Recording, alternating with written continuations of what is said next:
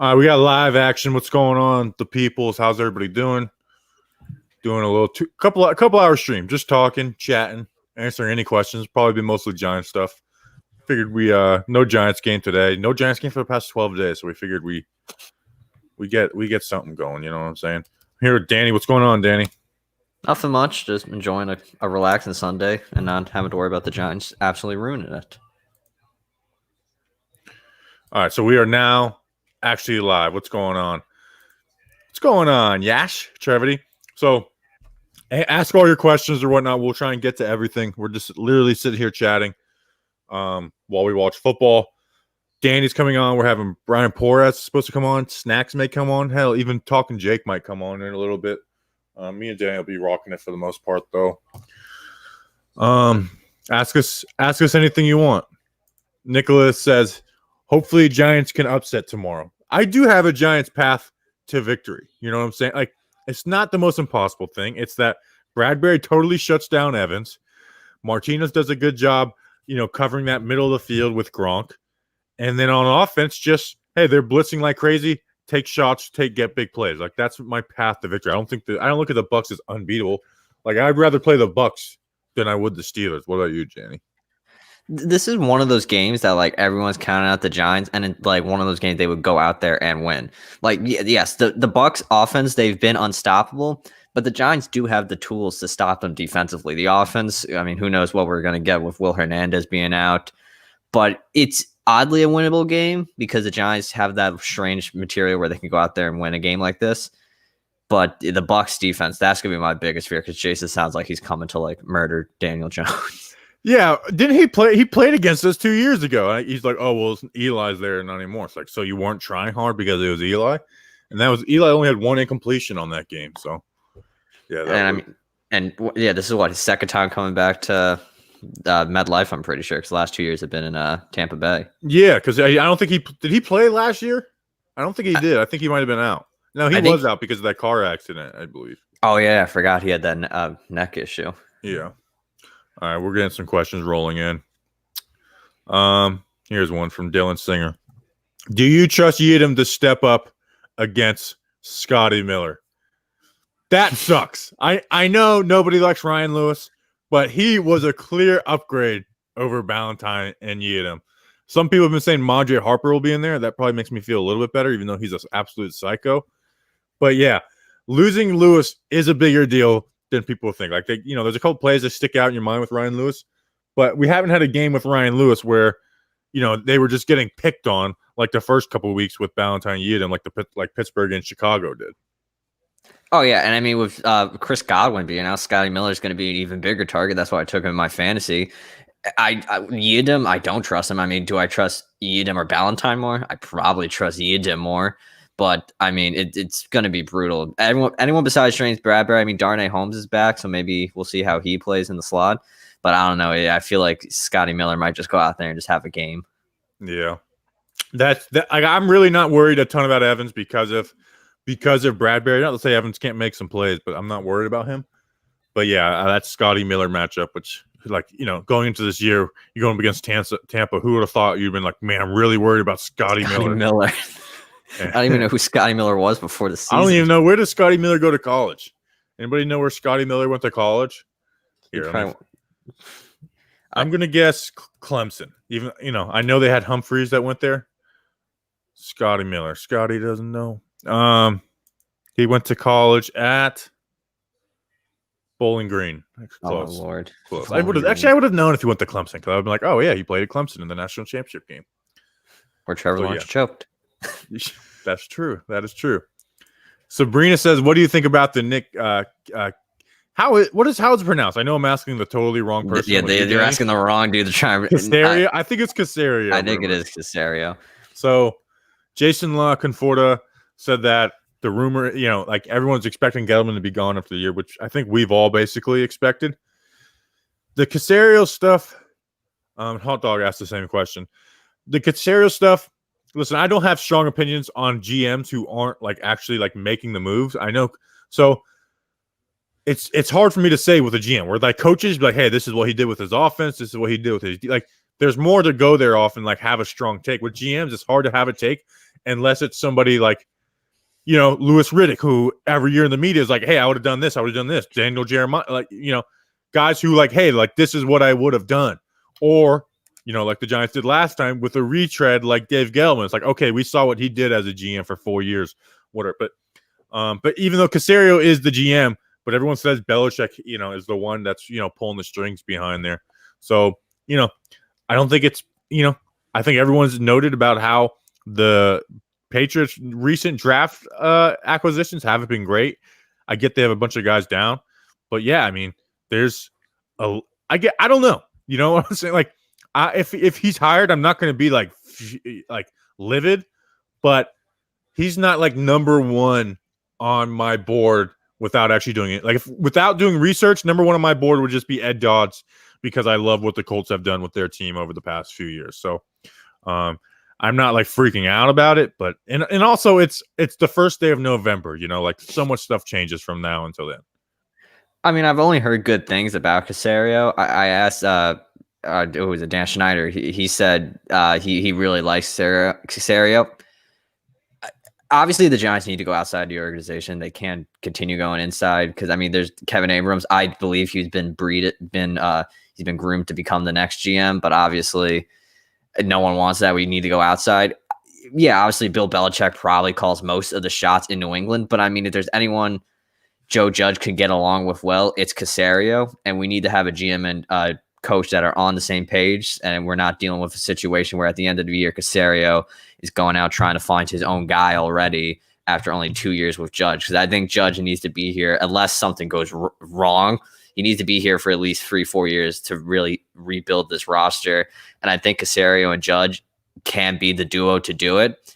But if Caserio is the guy, the Giants need to go out there and do it, because I feel like Caserio is going to be on a lot of teams' list. The Texans are going to need, obviously, a new GM, the Falcons. But I mean, who wants to take the Falcons job? Because that's just cap hell down there. But Caserio, I've heard good things about him, but obviously I'm not like an insider, so I got no clue what the heck people like. I don't have like real feelings about him, but if he's a New England guy, it's gone well for them recently. So, I mean, I wouldn't mind it. Yeah, part of me, and like, I get the Patriots are bad this year, but it's like they did lose a lot of guys on defense. Oh, yeah. To the COVID opt-outs. Here's the thing. I'm kind of disagree though, where I just want them to get the best man for the job. I don't want them to get the best man for Joe Judge. I don't want them to get the best guy for Daniel Jones. I just want them to get the person who they think is the best equipped for the GM job, and then let him, do what you do. I mean, everyone knows I'm a Daniel Jones believer.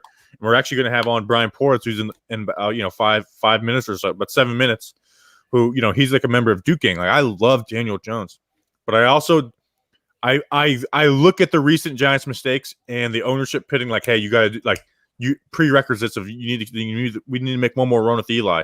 So I just don't want to make those same mistakes again. And that's why I think the, not firing Gettleman with Shermer last year kind of put us in trouble, even though I probably leaned to keep both. Danny, you were leaning. I think you were leaning to. I know you're leaning to move Shermer. I think you were kind of like I wanted to keep Gettleman. Or I was on the keep Gettleman train. Yeah, and it's just a cycle thing for me. Like, I wanted to keep Shermer, but it is what it is. Let's get a couple more questions in here before we bring Brian in. Who gets extended first, Tomlinson or Williams? I'll change that question to, and I'll throw it to you, Danny, as who has the better chance of getting extended? Because there's a good chance that, only one of them does. I mean, if the Giants wanted to extend Tomlinson, I think they would have done so already. Because, I mean, he was drafted 2017, and he was one of Jerry Reese's like good draft picks, and he's been solid for us. I think in non-COVID years, I honestly think Tomlinson might have been traded this year, but obviously I think it's probably going to be Williams, because they're going to be like, we got Dexter Lawrence that can just do Tomlinson's job. So I think they're probably going to I want both, but obviously with the cap situation this year, I feel like Tomlinson might be the casualty of it, because the Giants invested in Williams by trading for him. Obviously a new GM might have a totally different opinion, but I think I'm going to say Williams right now. Yeah, I kind of lean going both. And I talked about it on a pod a couple of weeks ago that, hey, this league is turning into a passing league. And I will say, like, you kind of need your defensive linemen to be the people who stop the run. Like, you can't have your linebackers flowing like crazy anymore, because then teams will kill you with play action. That's how teams like, and that's the way Graham has called it the last few weeks. Especially when Crowder was in there, like, hey, like, we're going to trust our D line to stop the run. Obviously our linebackers don't not stop the run, but it's like we don't want these guys biting on play action like crazy. So I do think there's a good. Actually, no, I don't, because a new GM, I don't see wanting to keep both of them. I see them wanting to do little things different. I don't see them bringing back both those guys. If I'm being honest, if I had to choose between who I would personally want to keep, I honestly want to go Tomlinson, because I view Tomlinson as a very key piece with Dexter Lawrence. Me too. And I think those two together can be the true duo. And Williams, he's probably going to ask for a massive contract. Tomlinson, obviously, he's going to want money, but I don't think he'll be going over the roof for his value. I agree. I think I would, because of money, I would probably rather keep Dalvin than Leonard. I think Leonard's probably a little bit of a better player, but I don't think he's enough of a better player to give him, $5-6 million a year more if you're playing the either or game. Let's see. Let's get some questions. Here's one perfect for us too. Why won't Justin chug milk from the Curtis Riley challenge? Because he's a pansy. He's a huge pansy. If talking about safety, like if you were worried about the safety, don't make the bet. Don't make the bet. And you know who just signed him, by the way? The Vikings. The Vikings just signed. I don't know that. I mean, Curtis Riley. I don't know. I mean, God bless the guy for being able to bounce to roster. But Justin needs to drink the milk. He said the bet. Curtis Riley even saw the bet, so he's got to do it at some point. There's got to be some. He's got to do it. It's by law. He said it on Twitter. Like I would do it. You know what I'm saying? Like me and you would do it if we said that. And that's why we make our bets, more reasonable. So it's kind of, because if the Giants gave Curtis Riley a shot, there's obviously going to be another team that gives him a shot. Yeah, let me search it. I'm pretty sure the Vikings picked him up this week. He made this opening roster 2 years in a row. He made it with the Steelers this year and then got bumped down like immediately. Oh, wait, Arizona. Oh, he was with the Cardinals? Yeah, he was with the Cardinals because he keeps finding ways to get on an NFL roster. So, good for the guy, but that was so annoying because Curtis Riley at times, he looked halfway decent for the Giants, and then there was just other times where he was just dreadful. I remember that the Washington game in 2018, he had a game. Obviously, that was against Mark Sanchez, so anyone should have a game against Mark Sanchez. But still, Curtis Riley at times looked good, but I remember it was the final game of the year. He made a terrible tackle. They pulled him immediately. They're like, no, you're done. Yeah. Yeah. Brian Porras was in the waiting room. He went missing now. I'll send him a DM. I'll send him a message now. We'll answer. He might not want to do it. If he doesn't want to do it, that's cool too. It's just amazing that the Giants lost to the Rams in a close game, and now Miami's defense is literally bullying Jared Goff. Yeah, the defense is doing it. It's not like the Dolphins' offense is lighting it up. Did you see Eric Flowers got destroyed by Aaron Donald to allow Tua's first fumble? Yeah, first drop back of the game. That was beautiful. That was I honestly gotta love Eric Flowers. Harper, Ballantyne, or Yeadham. I think we'd both. I go Harper. What about you? Yeah, I would go Harper. But I had high hopes for Ballantyne last year, especially after the whole situation at the draft party. But guy's fallen flat on his face ever since then. Yeah, and at the end of the day, he was a 6th-round pick coming from a small school, so he kind of got thrown into it too a little early.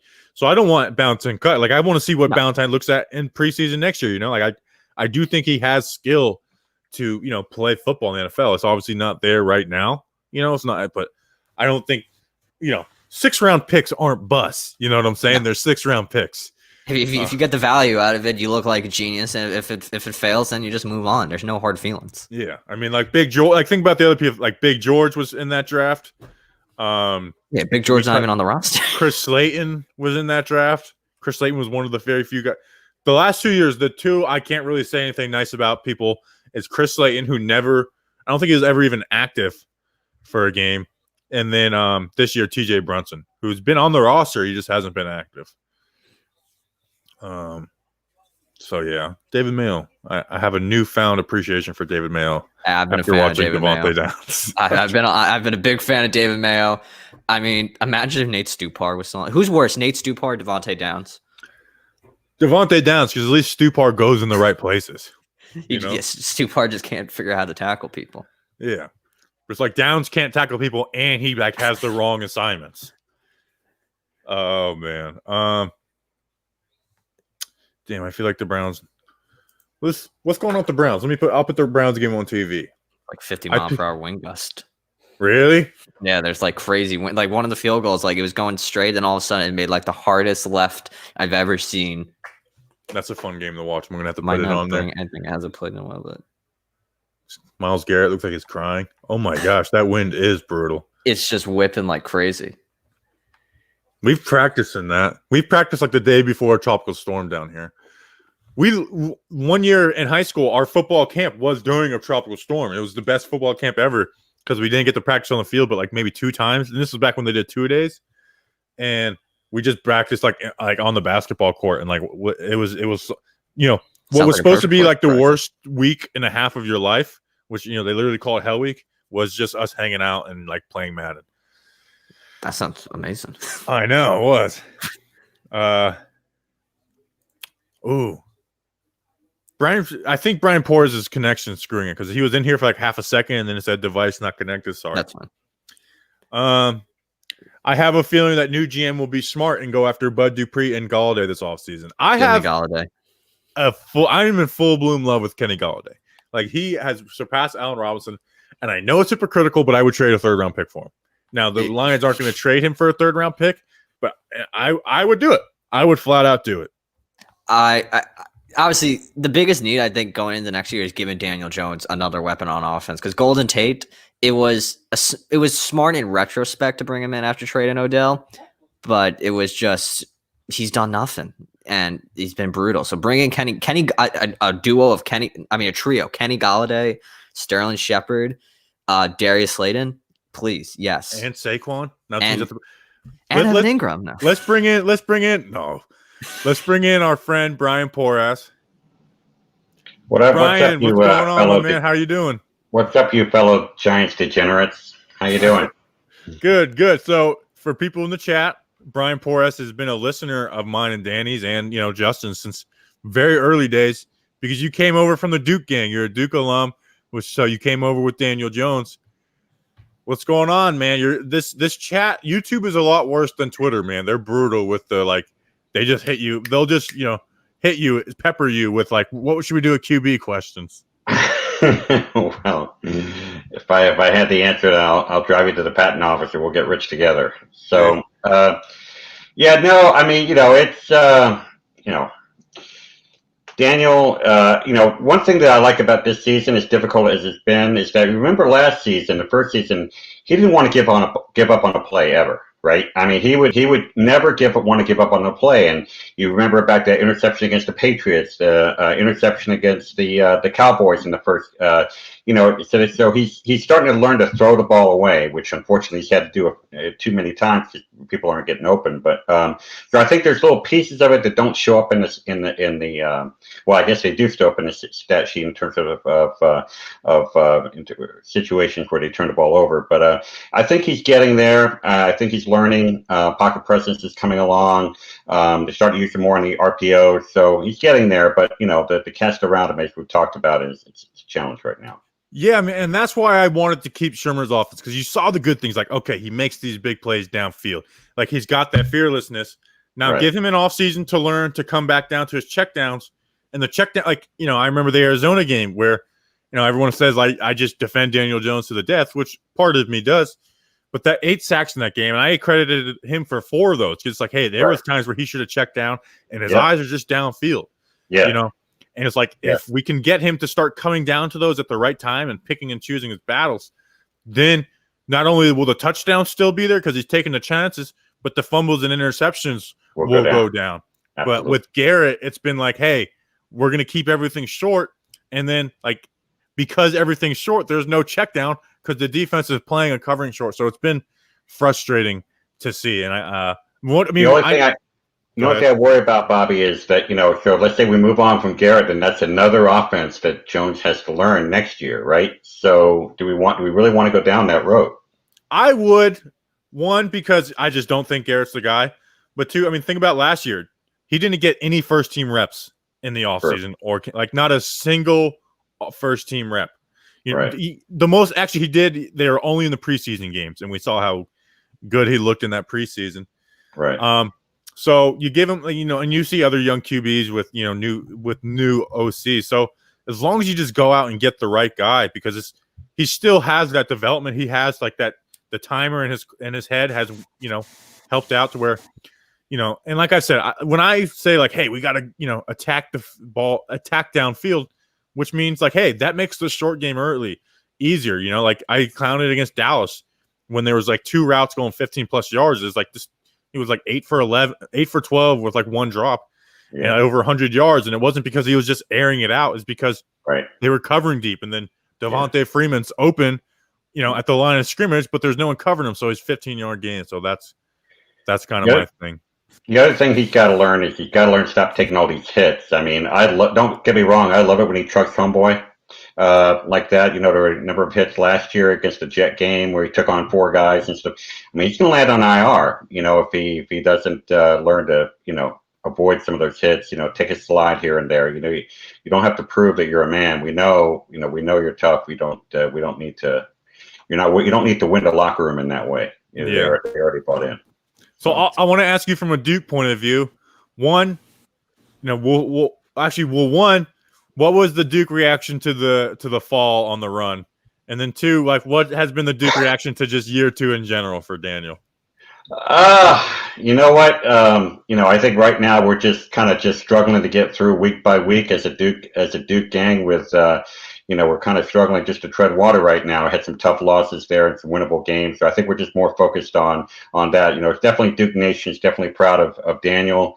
They want to see him do well. They want to see him represent. So that's, I think we're happy. I mean, it's certainly we're probably laughing. There was definitely some chuckling going on regarding the fall, but the important thing was that they scored a touchdown on that drive. Yeah. They hadn't scored the touchdown, it was a very different narrative there. So you could sort of laugh with it a lot more easily, and given the fact they got a TD. So while I'm talking, so Danny, you're rocking the glasses here. I'm not used to you showing up with these gigs and glasses. So what's the story? I mean, is your vision already going south, or what? It's already going south on me. Like when I'm on the show for YouTube, I'm not having to watch the games, so I'm able to just act like I don't have to. But since I gotta be able to see the games, I got to. It's what hasn't helped as well is this online learning. I'm just staring at my computer screen all day. And I'm just feeling my eyes straining. And I'm like, I'm just doing even more damage than I already did. I hear you. It happens to all of us at some point. Brian, you've been listening to us since our audio was like brutal. Like, I'll pull it up. I'll tell you how we used to record. Right. We used to record.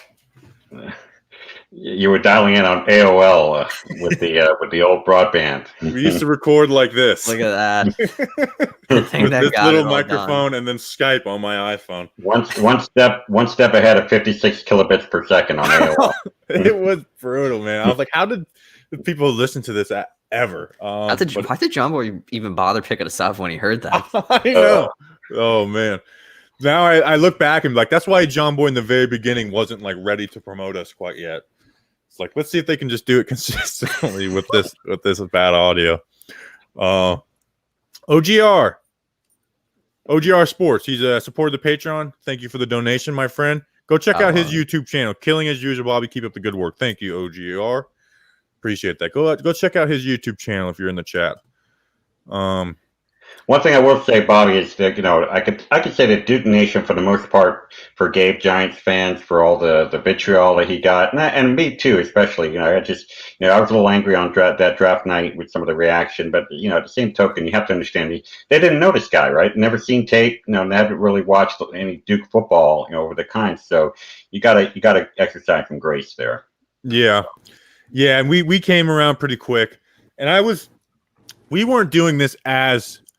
In fact, Daniel Jones honestly turned up the heat for us as Talking Giants, because we were me and Danny were doing this, but I wasn't doing like a bunch of film like stuff. Like our draft, our prep for the draft was different. It's like I'd watch a couple of YouTube games of guys on my phone, and we'd talk about it. So like Jones, if you go back and listen to our pre-draft, and I didn't like Haskins, but I was also like kind of like, well, we might draft him, so I don't want to trash him too much, Right.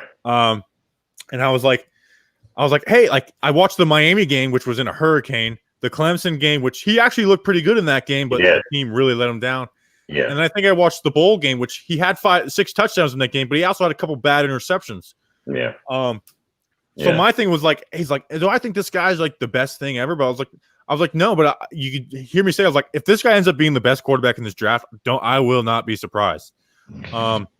So, and then people were trashing him afterwards, and then I was like, okay, I'm going to start diving into every single game, and that really like changed what we were about as a podcast. Like, okay, we're going to be the podcast that does our homework, doesn't react hot take, because a lot of times that first few months, me and Danny, we weren't doing the homework as much. It was basically we were just 2 people recording a podcast, doing hot takes, and now it's at a point where it's like, okay, we got to make sure we believe, like, we do our homework on everything we say, because people will hold it against us. And there's so like I made jokes about Daniel Jones before I even watched a snap of him. Like I was like, oh, people are saying he's Matthew Stafford, that's disrespect, and I had never watched him. I was just being like anybody else is on Twitter. So what a lot of people didn't know also is that he played most of one season with a fractured clavicle, and they didn't talk about it during the time of the season. So that was wild. Came back 2 weeks later, and that wasn't the Virginia Tech game, the first game back from that. Yeah, that was another one. I was actually just watching that because a friend of ours, Mike Too Nice, posted a clip of like Trey Lance being like, "Look at this throw," and he said Jones couldn't make it. And I like Mike Too Nice. We're gonna get him on here in a couple of weeks or so. But I was like, Jones like has hit like a 58-yarder, 59-yarder while getting destroyed. Yeah, and I was like, what? So I actually went back and looked at that Virginia Tech game, and that was one of those games. I mean, like most of them, where it's like the drops were just maddening. Oh yeah, he had like 2 touchdowns dropped.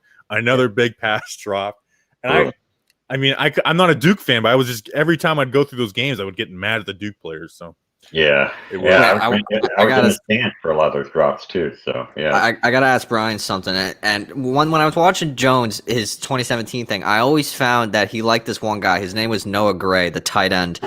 I feel like honestly, I see he's Daniel Helm. It was Daniel Helm. That was the guy. He loves his tight end, and I feel like that's something that Jones has really missed at the NFL levels, not having like that reliable tight end, because Ingram obviously good, but he's hit and miss. I think we need to find like a reliable tight end for Jones, because he loved his tight end during his time. Well, you saw flashes of it, Danny, at the end of last year with Caden Smith, right? I mean, there was a little bit of chemistry there, and they haven't really revisited that. Obviously, you want to try to get Ingram because of his physical skills. Conceptually, you want to try to get some more reps, but Caden did pretty well last year at the end of the year, particularly. Yeah, and that seemed to be where, like, what I've noticed with Jones is he likes to check down towards the middle of the field more so than the swing passes. Like that's just kind of the way his progression goes, is bam, bam, bam, where it's less of like read the defense. Where Eli, and it's like, all right, I know this isn't going to open up downfield unless I make a crazy throw. Let me get it down, and that's where it seemed to kind of get that connection with Caden, and then they would do different things with Caden because they're playing that. So. Yeah, I have refused to giving up on Ingram, but after this past week, it's like, you know what? Let's see what he can do with just a basic tight end. I mean, we saw it kind of with Eli, where it's like, yeah, Shockey was awesome, but it seemed like the offense worked better with with the lesser guys like Boss and Ballard and all of them. So, do you think they need to go with 12 personnel more often and take advantage of both of those guys? It might be something that I did a lot in the first game, but in a lot of 12 and 13 personnel. But maybe there's an opportunity there to try to do more of that. Yeah, possibly. But the thing is just Ingram's not a great blocker, man, and Caden's inadequate, but he's not a great blocker either. So when you're asking both those guys, it's hard to run block, and like, I do the O-line report every week, and it's like, how many times have I been going through this? And it ends up being like, oh, like this play was going to be 10, 15 yards, but when the tight end's on the backside. Right. So yeah. Well, what about Duke? Sorry, go ahead. Looks like Danny's going to have to lead the team in rushing again unless Gallman has a breakout game, because no Freeman, right? Yeah. No, we joked about it after week 1 that like Daniel Jones is the leading rusher, and now it's like, okay, he's actually probably going to lead this Giants team in rushing at the end of the season. So sad. Not what they had in mind when they called his name on draft night, probably. No. I want to see him get another rushing touchdown. He had the 2 versus Tampa, and we haven't seen him run it in, yet. It's been So I want to see him to get another rushing touchdown. That Tampa moment was one of my favorite moments of since at least 2016. That was just an amazing moment. Or even just a rushing first down before on that same drive, because you probably hadn't seen that in a long time. Yeah. That probably was lasted as our most downloaded episode all the way up until like mine and Danny's. I still have it on my phone. I refuse to delete that episode from my phone. I mean, when I'm at the rest home, it'll probably still be on my iPhone 100. There's a few episodes I'll go back and listen to every once in a while. One is that one. The other one is mine and Danny's when I go up to New York, and that was the week after, Eli versus Eagles, and then that was the week when people are saying that the Giants should move on from Jones for Tua, and so I lost it on fans, and then Janoris Jenkins, and that episode was like one of our worst, but it's one of my favorites because like you could hear the don't give a damn in our voices. Yeah. What do you guys think of Cutcliffe? Because I know he's been there for a long time. Duke has probably seen their best football years with him, but it's just kind of up and down. Are you guys worried about him?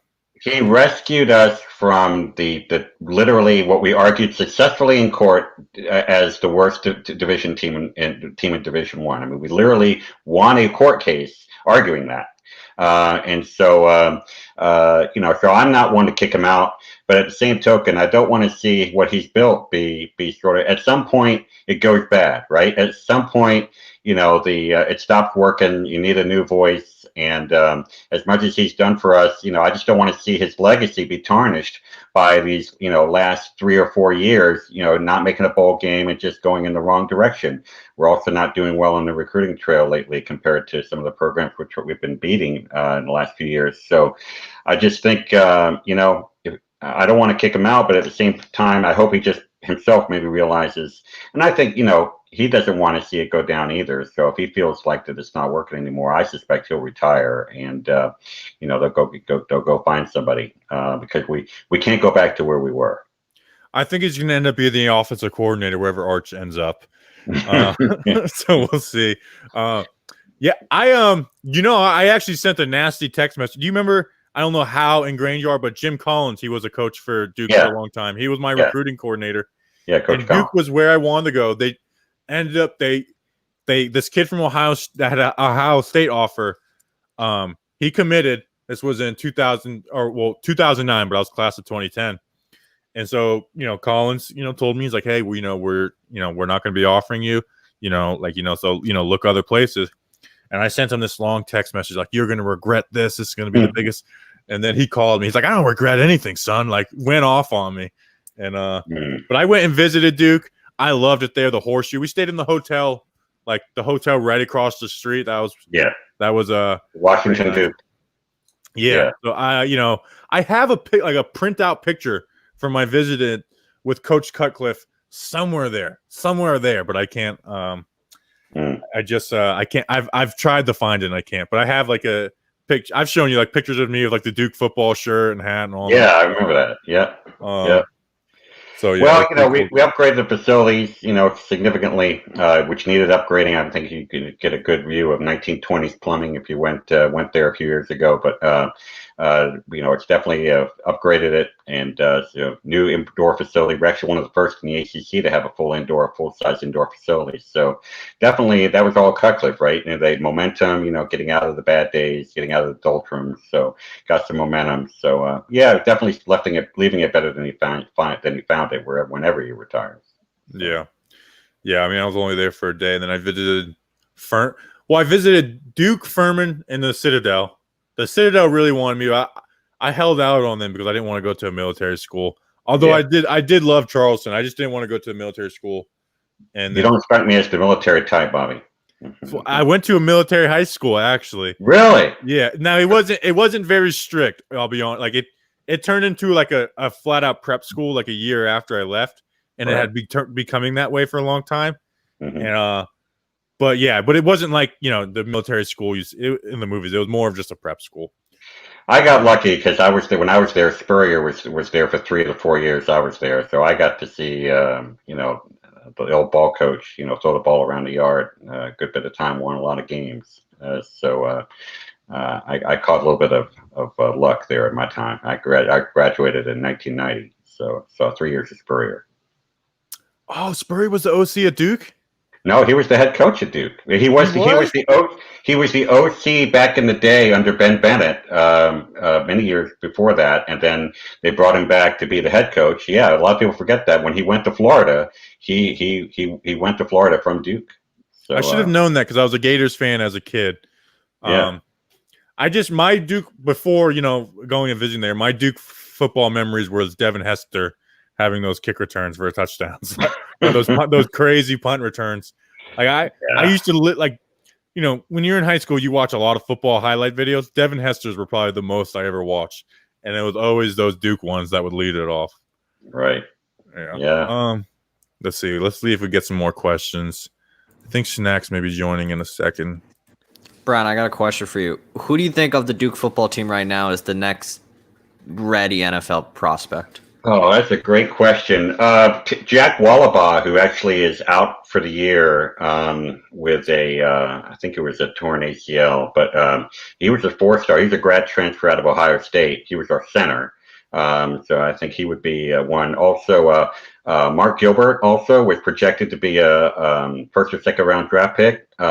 He was a safety, if I remember correctly, and he dislocated his hip against Northwestern a couple of years ago, and then long road back. But he's now going to prepare for the draft. He's going to opt out the rest of the season. But yeah, he would be a good one. Him and Wallabaugh, I think, would be good. And that Noah Gray guy you mentioned, the tight end, I think at some point he'll get a look there. So those are probably our three best prospects right now. I've seen people bring up Chris Rump, and I watched a little bit of him during our little off-season week. That's another one. I can't believe I forgot that one. Yeah, Chris Rump. He's excellent. Very difficult to block. Very durable. He's been playing really 4 years. I mean, he played a lot as a freshman. So he's had a lot of experience. Played a lot of snaps in the ACC against good competition. So yeah, he would be another one to watch out for sure. A lot of our guys, we'll maybe get one drafted, but the rest of them will be undrafted free agent signees. That's where we get a lot of our talent into the pros. Matt Skura for the Ravens was a undrafted, and he's starting for the Ravens until he got hurt. And then Laken Tomlinson was drafted actually on draft night a few years ago in the first round by the Lions, and he played in the Super Bowl for the 49ers. So I try to keep track of the Duke gang in the NFL as much as possible. Yeah, I remember TJ Ramming was with Washington as an undrafted. I don't think he ever made the team. I remember him. That seemed to be Jones's favorite target that last year. Thad Lewis. Thad Lewis was the QB, I think, when I was being recruited. I can't remember. I just remember watching Thad Lewis and thinking he was pretty good. I just want to know, Bobby, why we didn't sign. I want to hear the story. We'll probably never hear it, but I want to hear the story why we didn't sign Ross Cockrell. I just don't.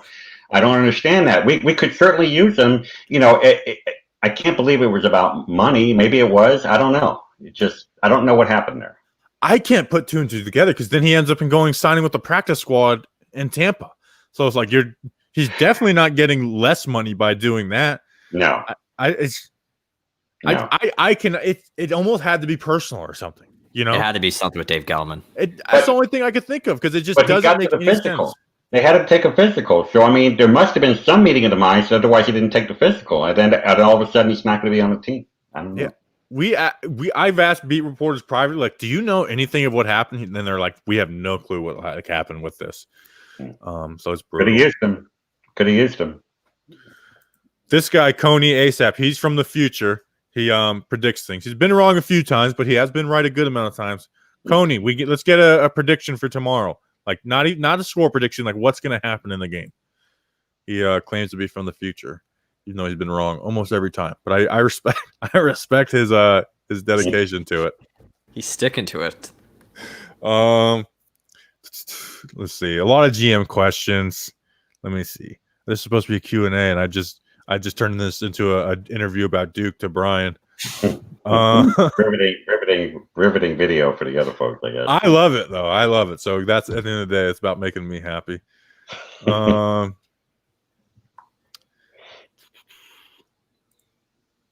Okay, what do you think is like the biggest need for the Giants offense? Do you think it's like going out and getting assuming Thomas gets better? I'm not, you don't have to assume that he's going to be all world, but just assume that he gets better.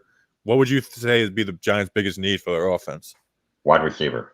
Yeah, I love Galladay. I got into him because I knew that the rumors this week weren't like going to turn into anything, but it caught my curiosity and I started looking into Galladay, and I fell in love with him. I've kicked Allen Robinson to the curb. I want Kenny Galladay now. Yeah, just so we're not in this mode like we are now, this cadence where these guys go out and you basically got to beat out 1-1 because you're not having someone running free in the secondary because they did this sweet double move. That's just not happening with us, with the exception of Slayton occasionally. Yeah. And it seems him and Slayton, the way they play together gives me hope. Another thing of hope for Jones, because we know, like, I think the thing that most people forget is like this is still human beings behind those helmets, and a lot of guys do not have the work ethic year in, year out. There's years where they could put it together, but most guys don't have the work ethic to just be nonstop at their grind and the mental makeup of not being like, I'm sure Jones isn't like totally immune to like criticism, but to where it's not like just like rattling you. And I think Jones' work ethic and his mindset is something that people put way less stock into. And for me, I view like there's a few things you just need for me to like to believe in you. One is accuracy. Like you got to have the accuracy. Like Jones doesn't have like some gunslinger arm, but he's got a good enough arm to make the throws, Yeah. And the NFL is not about throwing the ball 70 yards down the field. It's just, go look at every QB's longest air yards. It's not, contrary to belief, it's not just slinging it. Accuracy, willingness to take a hit and look downfield. Jones has that. And the work ethic, the work ethic to come in, day out. And, for me, Jones checks those boxes. Like does he have a Patrick Mahomes arm? No, but and nowadays you kind of need to have legs too. And, we spent 16 years. I love Eli, but watching a guy who could not get outside the pocket or make stuff happen with his legs. And when he did, it ended up being historic. But, I mean, I just want to think about how many more sacks we'd have right now without Jones running out of trouble. I mean, that throw to Gallman last week where, Thomas gets beat inside. He somehow pulls out of it and, gets it to Gallman. They get 8 yards instead of, 8-yard loss. So, and there's a good question in the chat about how bad do we think Jones will be killed in the media if he plays badly? I mean, one of the things I've learned, as you guys know, brand new Giants fan, is that there are certain folks there that are just pot stirrers. I call them pot stirrers at this point, like a Matt Lombardo, where it's just, they're just out there just stirring the pot and try to get the fan base riled. And there are certain ones that are like that. And it's unfortunate because it just, it's almost like why are you rooting against him? I mean, at least give him a fair shot. Criticize me if he needs to be criticized, but I mean, to just always be baiting the fan base into this narrative that you want to cook that goes back even before the guy was being drafted. It's frustrating. And then you have the straight shooters like Dan Duggan and some of the other ones that are a little more reasonable. I think Duggan's the best, man, because he's not a cheerleader. He's not looking to defend the Giants at every corner, and But he also is like not going to give criticism where there's not criticism due. Yeah. I think Absolutely.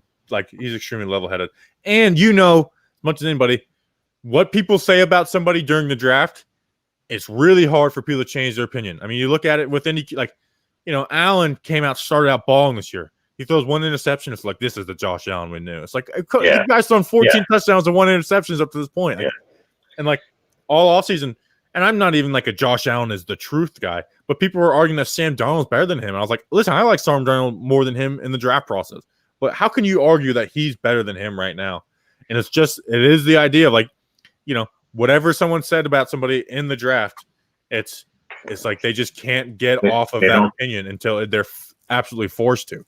Nobody has the balls to sort of admit that they're wrong, admit that there's a mistake. Now, I can tell you that with Dan Orlovsky, I'll give him credit, right? It didn't take long when Jones got in there as a starter that he said, "Hey, look, I was wrong." But he's, there's a lot of there's some exceptions out there, but there are a lot of folks that just don't want to admit they were. It looks like we have our prediction now from Cognac ASAP.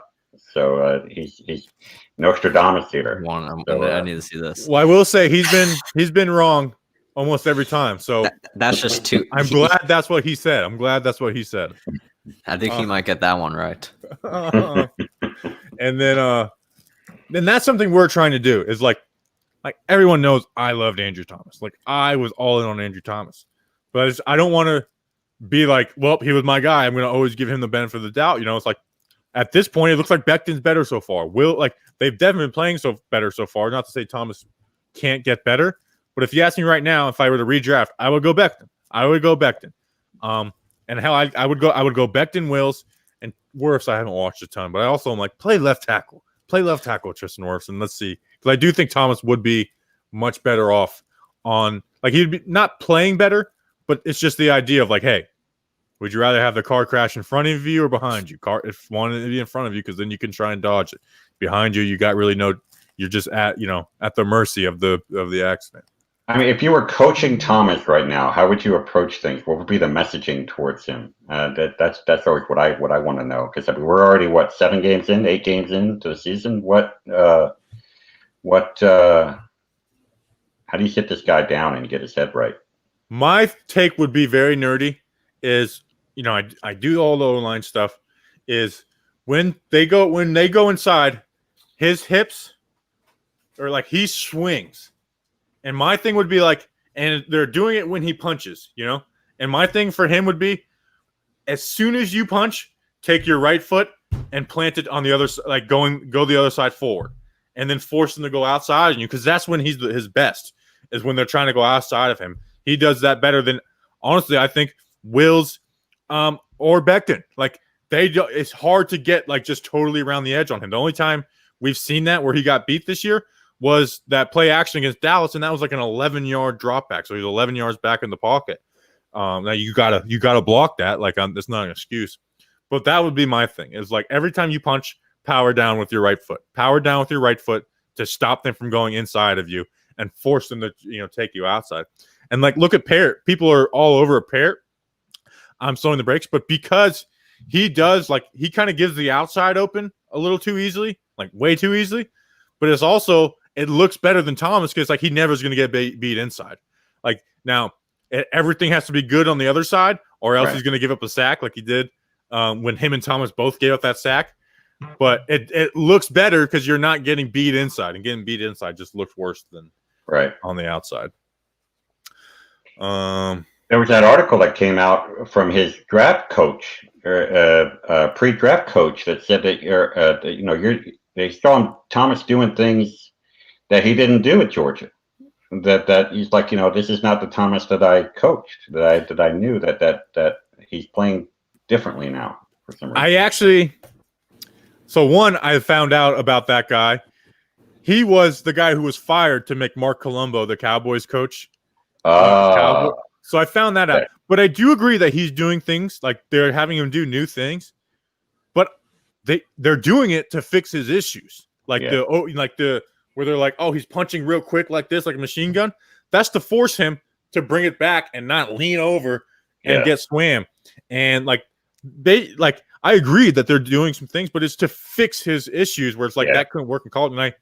And last week's video, I pointed out a rep where he went up against a defensive tackle, and it looked beautiful. It looked like Andrew Thomas. And it's this is because a defensive tackle doesn't have the same pass rush moves of a defensive end in the NFL. It's probably, a college defensive end is an NFL defensive tackle pass rush move. So it looked beautiful, but it's the NFL defensive ends, they figure out what you're doing wrong and they take advantage of it. So it's he can't just do what he did in college. So I do wonder how much Nate Solder opting out affected what their game plan would have been with him. Would he have been on the right side, or were they always just going to put him on the left side and just have him learn on the job? It looked like they're going to put him on the right side with the shortened off season, even though I honestly still kind of disagree with that. Because Solder, people forget how bad Solder was. He got made looks like people are look at the spin move that they did against some of the Eagles. I could find you that rep last year against with Solder, and it honestly looked a little worse. Okay, Lax044, thank you for the donation, Lax. I appreciate it. I'm not as worried about Thomas as most people. I think a lot of his issues are correctable technique issues that will get better with more reps. I agree with you 100% for all the reasons. As long as And like we talked about Jones, as long as he's a hard worker, I think he'll get figured out. And I think people don't realize how much that is the battle. Like Eric Flowers, like you weren't around for the Eric Flowers years, Brian, but it was like there was issues there.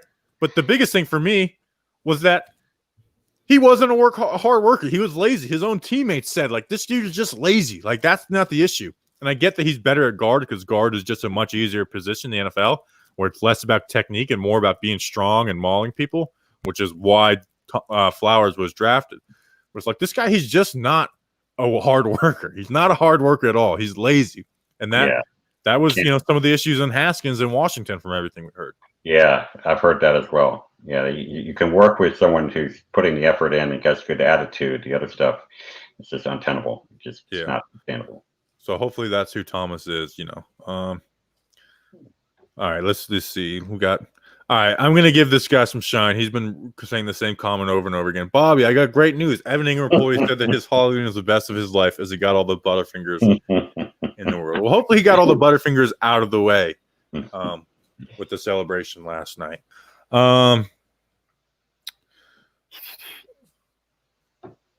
Coney, we just admitted we were wrong. What are you talking about, Coney? All right. Oh, AJ Marshall, just tune in, just subscribe to your channel. I appreciate it. It's been rough. Sorry. Okay. It's been rough these past 11 days where it's like I have, they did Thursday night football paired with Monday night football. It's like, give me something to talk about. It's like I haven't had anything to talk about for the last 2-3 days. Yeah. And then with election, like now we have to do Monday night football and then election day, which is his own event, obviously. It's like I got to be doing, all of our stuff and no one's even going to care because the election is going to be going on. I will say, I'm going to figure out some kind of funny tweet for whenever it gets announced. And I'm going to like post some kind of analysis just to see like everyone's like, this is what you're talking about at 2:00 in the morning. Do like a full breakdown of like the map. Like you see here. Yeah. And we've been doing the vote for Bobby Skinner just to, because it gets so intense, that's just a way of us like just trying to keep things lighthearted about something very serious, where it's like I don't ever want to take myself serious enough to where it's like I need, as somebody in sports media, I need to change your opinion on politics. Like no one really cares about my opinion. Just don't set any more fireworks off inside your house, okay? I don't want to hear any injury report involving Bobby Skinner. We don't need that. We'll see. If I start getting a little too snobby, then I might have. If I do start, telling people how to live their life, I think I might have to do some fireworks just to bring myself down a level. Let's see. What do we got? Should they scheme some runs behind Thomas to let him move guys and build his confidence?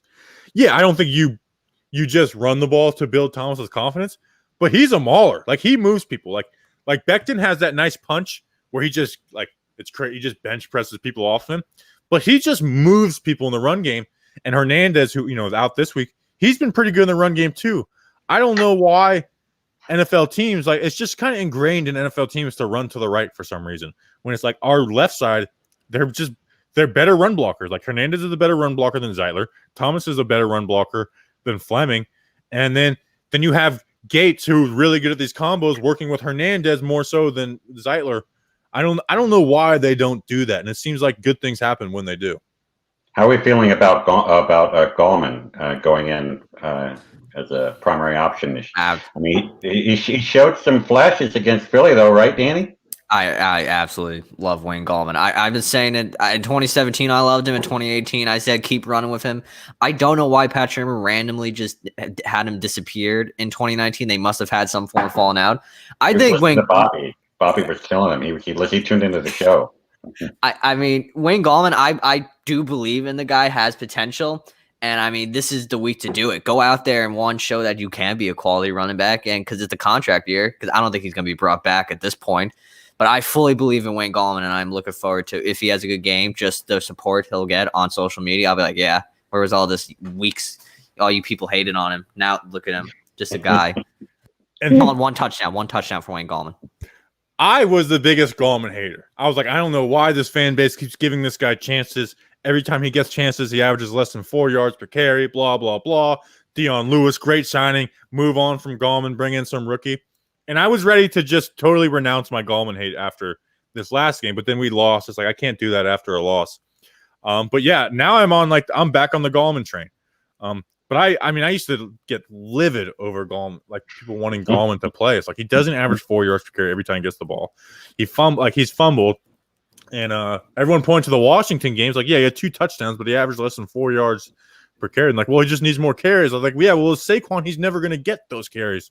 But with Saquon down, Gallman has been the guy who's done, like, Freeman's had some nice runs, but it's been more so of like, they blocked well. Where Gallman has been the guy that's made big plays where he's broken tackles and juke guys in the hole. Absolutely. So I'm totally back on Gallman should be the starter and getting the most carries on this team. Can we just remember they brought in Jonathan Stewart? That was. Why do we need to do that? I just gotta remember because like Jonathan Stewart was. I mean, I get it, the whole locker room teaching Saquon, but I'm still not over that was an option the Giants thought were a good one. Rutgers fans will appreciate this. I was a big Rob Martin guy. And when they cut Rob Martin and signed Rod Smith, I was ticked. I was like, this guy's going to take – I thought he was going to take over the number 2 job for Gallman.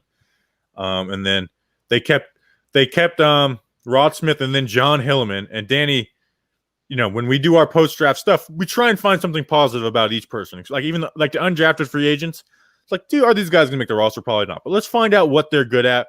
And if they are successful, this will be the reason why. John Hilleman was one of 2 people last year who was like, I don't see it.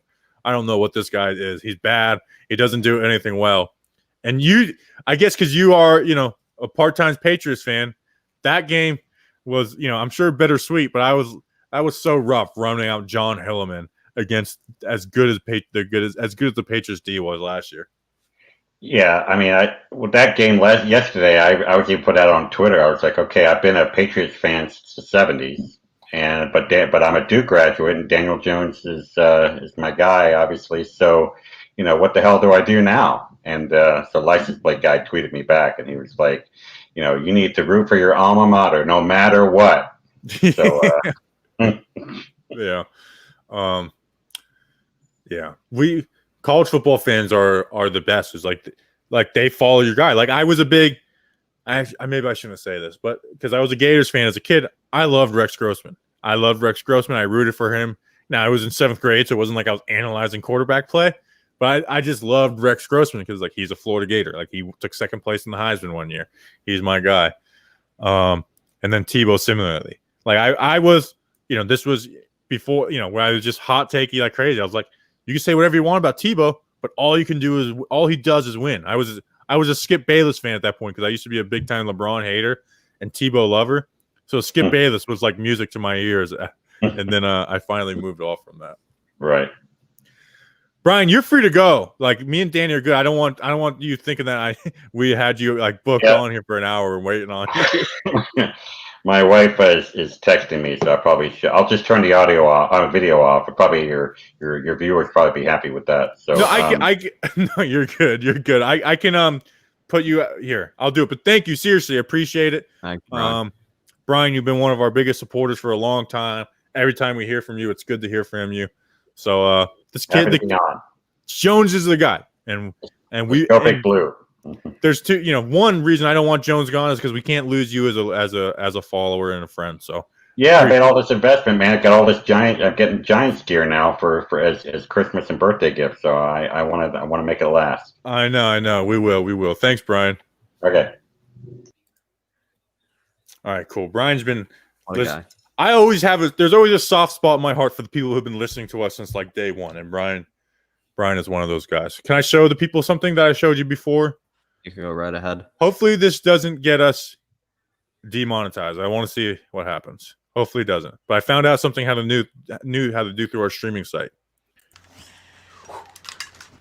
Jesus Christ. I love that.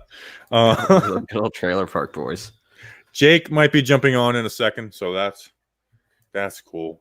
Yeah, he just responded to John Boy. It's a football company. He did? Yeah, because John Boy did the Rutgers play. You see that Rutgers play from last night? The whole I don't see why everyone was making a big deal about it. Well, because they did the whole thing, and then all of a sudden they called it back for an illegal forward pass. All that work just for nothing. But it didn't work, I thought. No, it worked until it got called back. Like they had the touchdown and all, and then they called an illegal forward pass. I must have seen the wrong play. Are you talking about the one where the offensive lineman just throws it up? Yeah, that play. They scored on that play? Yeah, they scored, and then they called it back. I thought they didn't score on that play. No, they scored.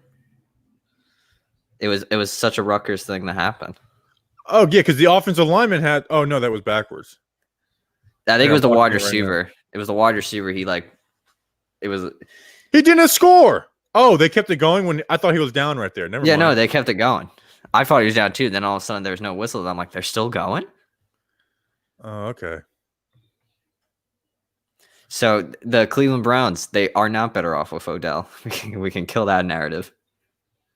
No. Did Did Baker just throw a pick? No, he caught it.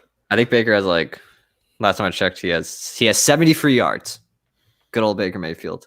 Speaking of assholes, someone responded to my Eric Flowers tweet saying, better than Andrew Thomas. Shut up. I will never, no matter how bad Andrew Thomas is, I don't think he'll ever be as bad as Eric Flowers. If he is, that's low.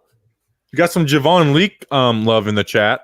We were big Javon. I had Javon Leak in my my mock draft this year. How about that? Where is Javon Leak? Let's see. I'm going to look to see where he's probably a free agent, I would assume. Yeah, I don't think anyone's picked him up. I think he was one of the people that did not benefit from preseason. He needed a preseason. Yeah, he's still a free agent. Yeah, no Javon Leak love. Though I have taken a Miami running back in my mock draft back-to-back years.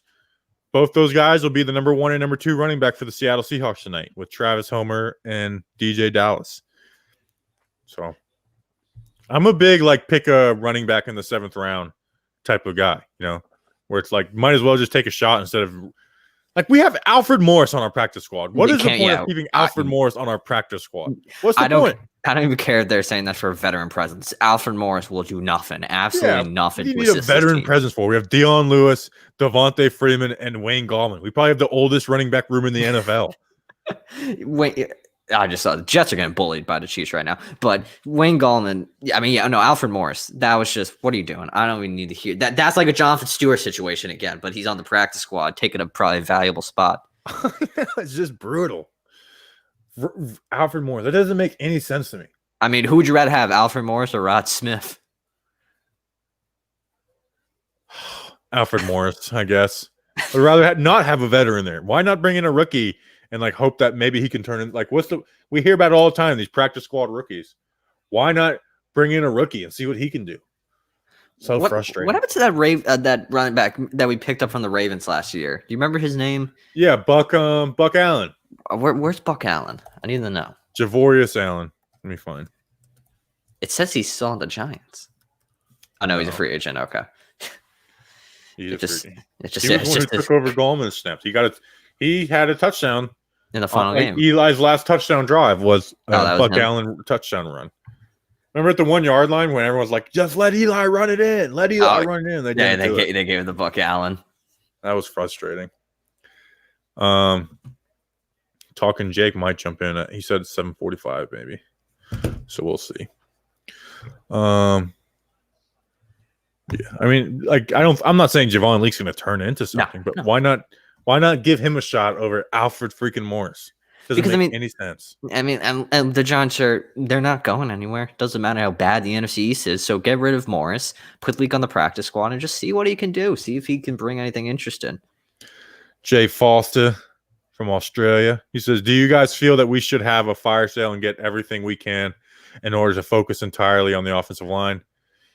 I think we had an all-star O-line. It wouldn't matter how bad the QB. Boy, this take is out of nowhere. Just some backhanded shots at young Daniel. I don't think they should trade Kevin Zeitler for basically nothing. No. And the problem is, you're trading Zeitler. Yeah, maybe you get something, but, you're not getting who you're going to start in his place. You're going to put Shane Lemieux when Hernandez gets back. Is that the plan? I guess that's the plan is Shane Lemieux. They did sign Kenny Wiggins. It just, you know what? I'm going to go look at guard free agents this offseason. Yeah. And my problem is if we get rid of Zeitler, depending on what the Browns do with Odell, I kind of think, because I think Zeitler was the main get of that trade. Yeah, Peppers is fine. He's not world beater, but I think Zeitler is supposed to be the guy that was supposed to anchor the right side. Zeitler versus Vernon was the best, like the most, like least. It was the least controversial move that Dave Gettleman ever did. Like it was the only move where everyone's like, "Oh yeah, definitely, this is a good move." Maybe we can trade Kevin Zeitler, and then he gets cut in the offseason. We bring him back in free agency. Is that how that works? Yeah, that's always how it works. Isn't that what obviously two different sports, but that's what the Yankees do it for all the Chapman, didn't they? Yes, Trade they him to did the do Cubs. Then he left back to the Yankees.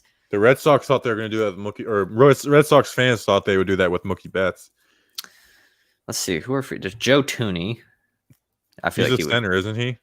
It says guard on Spotted Track. I think he plays center, but he also plays guard. But right now they have him at center. My life was turned upside down when I figured out that Spot Rack was Spot Whack and not Sport Track.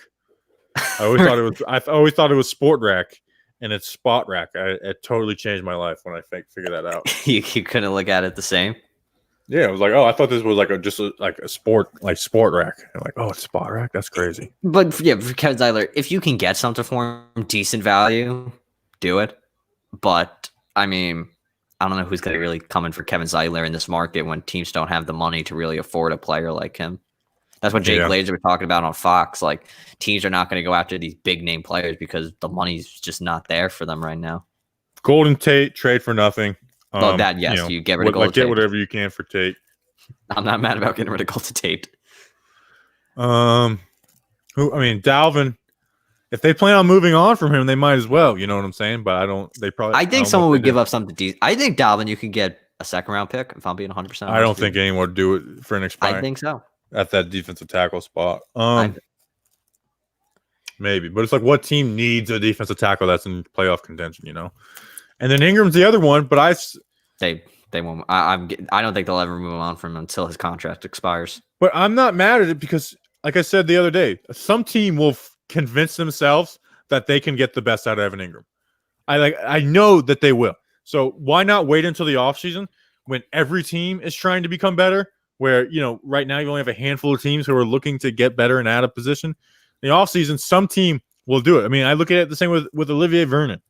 Would you ever thought we could have traded Olivier Vernon for Kevin Zeitler? No. I mean, 2 days before that, we're just going to have to cut this guy. Nobody's even going to give a 6th or 7th round pick. So I believe in waiting for the offseason for Ingram as mad as we are at him right now. Yeah, I do agree with that, even though obviously I did say move on from him. Ingram, he does. I'm going to say it again. I think I've said this hundreds and hundreds of times. He has the talent. It's just for some reason he has good games, and then all of a sudden he does what he does in Philadelphia and just completely does that. Like that Tampa Bay game last year, Jones' first game, Evan Ingram made an amazing catch. He had remember that drag route, the very first play of the third quarter? He had that little drag route, and then he turned in that thing upfield. The guys, maybe here's this. Hear me out on this. He's going to go off this week. Just watch. Yeah. What if the Giants get rid of Golden Tate, and then let's say this will never happen, but they give Evan Ingram snaps at wide receiver to see if that's where he should truly play. And they start Kane Smith more at tight end. You think they would even consider that? Yeah, why not? Like who else are they going to put in? Austin Mack? Yeah, no, Corey Coleman. Corey Coleman. I forgot he's back on the squad. They better give him snaps. Oh no, I think he's like the kick return position. Keep putting Corey Coleman back there, and he will make plays, guaranteeing that. We'll see. We need McKinney. I cannot wait until to see what Patrick Graham does with Xavier McKinney. Like for real. Like I love Patrick Graham, and I think he's going to do crazy things with old X-Man Xavier McKinney. That's the one good thing. That duo, Jabril Peppers and Xavier McKinney, can be something to behold when they with finally Ryan. Hell, I even like Colbert. So that Xavier McKinney, I'm still surprised he fell to the second round. That is probably the most shocking thing in the NFL draft was him falling to the second round. Yeah, for sure. I got talking Jake in the waiting room right now. All right, I'm going to do a tweet to promote it. Promote it. Let me copy this friggin' link. We're bringing on football guy. I figured I'd get him, involved. He's probably bored with no baseball. Boring baseball's over. Now I can enjoy sports and I have to pretend to like baseball. I can brag that I'm now a fan of the richest team in baseball. Yeah, what's the deal with that? Like, is he actually going to turn things around, or is it just the I Mets think are he will. selling and people are happy? I mean, I think he will. He hasn't lost any money to a Ponzi scheme like the Wilpon did. Well, you know what? I'm going to leave you on for the first few minutes with Jake, Danny, and you. I want him to talk you through your Mets fandom And talk about about that? just how wrong I'm going to be when we just have the same record. Yeah, and Mets fans love Jake, and he's a big Mets fan, so I'm going to add him in. Is he in? Let's go Mets. What's going on, kid? How you doing? Mets tape 2021. It's happening. Mets takeover. We're signing every single free agent out there. What's going on? Got my number 1 football jersey on. Good old Rangers, the best football team out there. Let's go. How we doing, boys? Doing all right. You know, enjoying some football without having the Giants to let us down and make me question life decisions and all that stuff. So Huge game tomorrow. if you know They me win. though, it's like They if we win. can pull this out though, it could be It's- something special. It's all out in front of us. I've got Giants 77-0. I like that. I like that. I like that take. Might steal that one. You should tweet that out and like I don't know. Man, I have been paying attention because it's the baseball, and I saw John Boy tweet today, and people just trashing you guys for like you scumbag Yankees fans selling Dodgers stuff. Yeah. How's that been? Because how has it been trying to not just clap back and be like, do you realize how dumb you are when you tweet this stuff? Yeah, it's I'm good with it. I mean, I find it funny, and I realize that people are dumb enough they'll just never be able to process it. You know, it miffs Jim's mind. Obviously, like how people can be that dumb, but I'm just at grips with it. People will never. I mean, dude, the funny thing was, and it's just weird and it's hard to process, but like people. There's new people every day. So some people will jump in and see like, oh man, you know, I really love that pitch sequence by the Dodgers. A great play to get the out there, you know, great play. And they'll be like, oh, Dodgers fans, huh? Oh, jumping on the bandwagon. And you're like, what? Like, so I don't know. I mean, I just try to laugh at it as, you know, hey, those people are promoting the shirts more, but I mean, it's hilarious. And at the same time, like we've done a couple that we forget people don't know our voice or don't know who we are. So, you know, Jimmy puts up a couple Houston shirts and it's like, I mean, That was one where I was like, you know what? Is it worth the profit of dealing with that hate all day? That was probably the one where I was a little worried. But I haven't introduced you, by the way. This is Talking Jake. He's my boss, I guess. Of John Boy Media, does the Talking baseball joke, stuff. actually. I've rebranded. I like it. 2021. Yeah, I mean, I talk baseball, but that's boring. Has there been any good football in this early slate? Like, it's just been Dalvin Cook. The Patriots are actually coming back against the Bills. Are they? It's 24-21. Bills Ravens right now. It's the fourth quarter, 3-point game right now. Or sorry, Steelers Ravens, which is the game I've been watching. That's always fun. My options on the main channels were Chiefs Jets or Packers Vikings, which looked like it was going to be a good back and forth game, but then the Packers just kind of shat the bed a little bit. Yeah. How are you enjoying Pat Shurmur as your offensive coordinator? I don't watch all of them, but I look at the stats and I just see like I think it's partly it is Drew Lock. He just likes to just sling it every single time. It seems like every time they're throwing the ball, it's like 30 yards down the field. Yeah, man. And it's, well, you know, the whole game plan coming into this year was supposed to be pound the rock, Melvin Gordon, Phillip Lindsay, and then open it up for the playmakers. Lindsay was hurt, then Gordon got the Dewey, and then I don't know. All those guys, I mean, Hamler's been out like the whole season pretty much. So I don't know, man. I mean, the big thing and when we were doing some talking sports stuff was like, let's see what you got, Drew Lock. We've basically given you everything except an elite O-line. And I don't know, dude. Like what is he giving off that says like, yep, this is the dude? he just throws it downfield every time. Like I went and watched the Patriots games. Like this guy's the ballsiest player I've ever seen in my life. I mean, that's the other thing I told you. I mean, he's a good looking guy. His girlfriend's a smoke. I followed her on Instagram before I knew who he was. And so, I mean, he's got confidence. That what was it? That Jeezy clip went viral with him last year. Yeah, but I don't know, dude. I feel like he's got a lot of those stat lines that end up, 14 for 29, 183 yards passing, and that's just not. You can't do that. yeah. Well, I will say because we have Jason Garrett and he has everything Cowboys fans told us. It has made us miss Shermer. It's like, gosh, at least he let Jones sling it. Where now it's like we're just gonna run 8-yard curls all at the same time, and hopefully one of these gets open, and hopefully it's the one you're looking at. Yeah, I've been enjoying your curl commentary. It's been brutal.